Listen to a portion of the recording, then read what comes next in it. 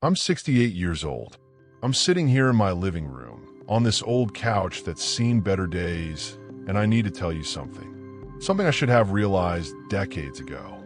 Something that cost me almost 40 years of my life. I worked hard, every single day. I did everything they told me was right.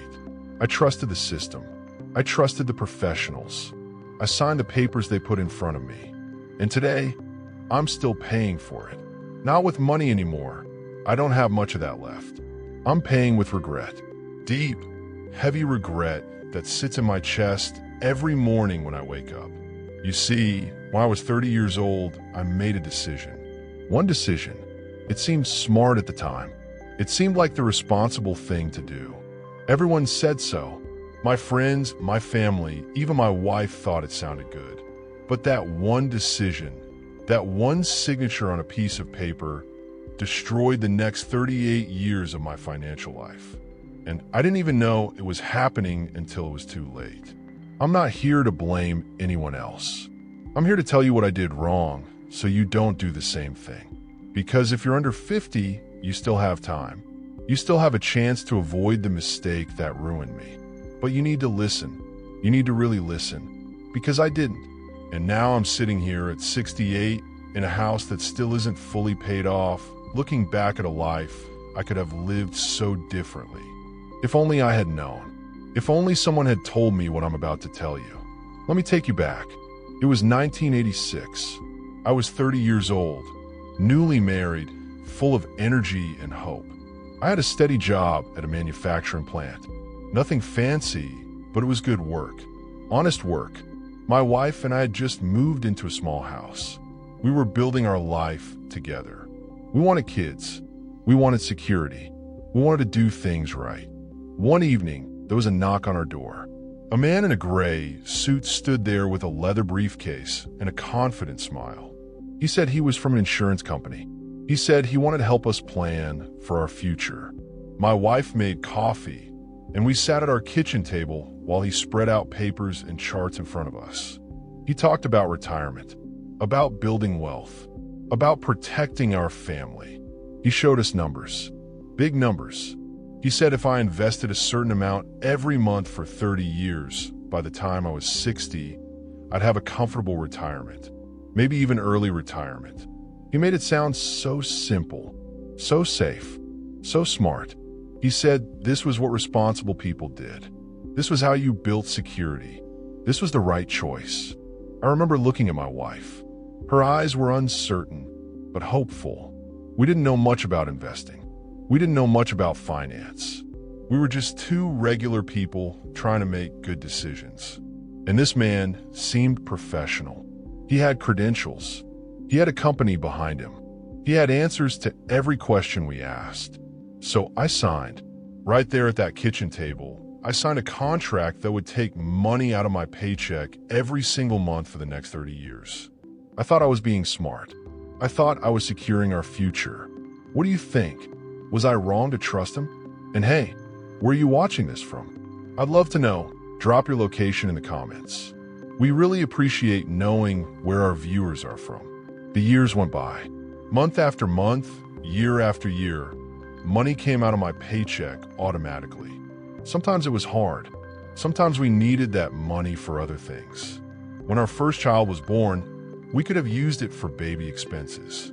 When our car broke down, we could have used it for repairs. When my wife wanted to take a class to improve her skills, we couldn't afford it because that money was already gone, locked away in this investment I'd signed up for. But I kept paying. I kept trusting. Because that man in the gray suit had said 30 years. He'd said consistency. He'd said this was the path to security. And I believed him. I believed that somewhere, someone was taking care of my money, making it grow, protecting my future. I never checked the statements carefully. They came in the mail every year, and I'd glance at them, see some numbers, and put them in a drawer. I didn't understand half of what they said anyway. There were terms I didn't know. Calculations I couldn't follow, but I trusted. That was my mistake. I trusted without understanding.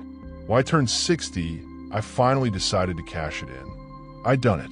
30 years. Just like the man said, I called the company, feeling proud, feeling like I'd accomplished something. They sent me the final paperwork, and when I saw the number, the actual amount I was getting back, I felt my stomach drop. It was barely more than what I'd put in. After 30 years of monthly payments, after sacrificing and struggling and believing, the return was pathetic. The fees had eaten almost everything. The growth was a joke. I've been paying into a system that enriched them, not me. I sat in my car in the company parking lot with those papers in my hands, and I cried. I actually cried, because I realized I'd wasted 30 years. 30 years of my life, my working life, my prime years gone, locked into something I never truly understood. And there was nothing I could do about it. The time was gone, the money was gone, and I was 60 years old with almost nothing to show for it. Thank you so much for watching this far. I know this is hard to hear, but the most important part is still coming. Please stay with me. The consequences didn't just hit my bank account. They hit everything. My marriage suffered in ways I didn't even see at the time. My wife and I fought about money constantly. She never understood why I insisted on keeping that investment going, even when we were struggling. She'd say, "We need this money now, not in 30 years."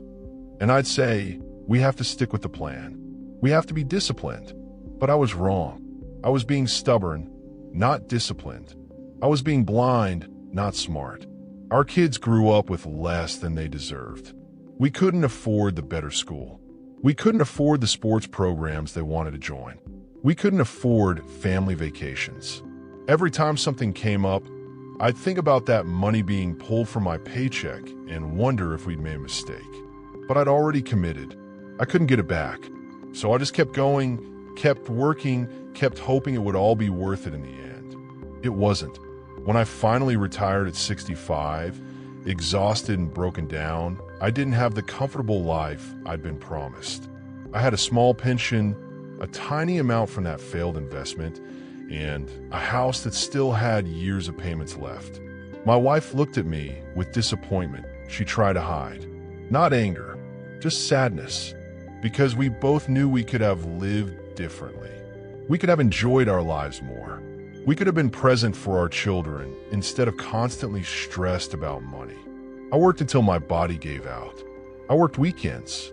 I worked overtime. I worked every hour I could have tried to make up for the money that was locked away in that investment. And for what?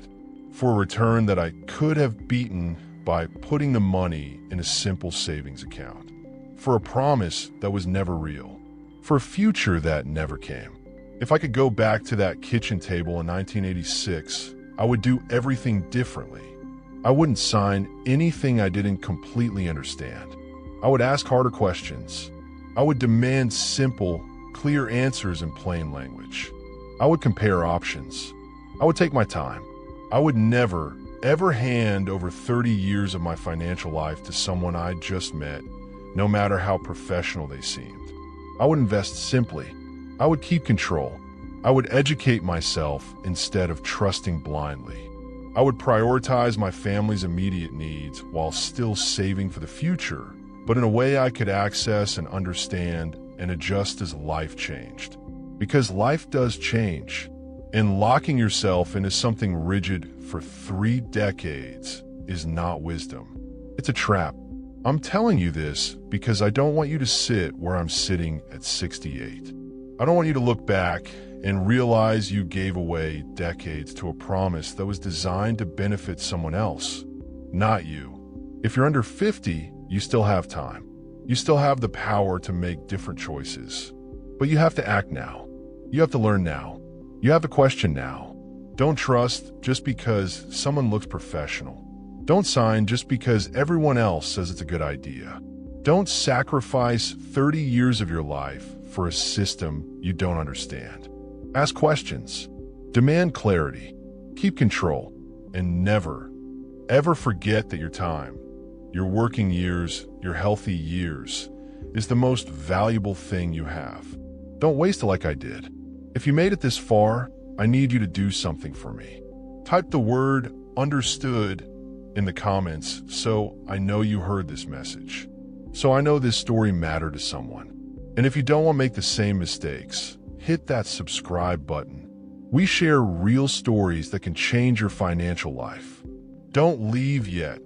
In the next recommended video, you'll hear from a man who lost everything at 55 because he followed the wrong advice. Watch it now.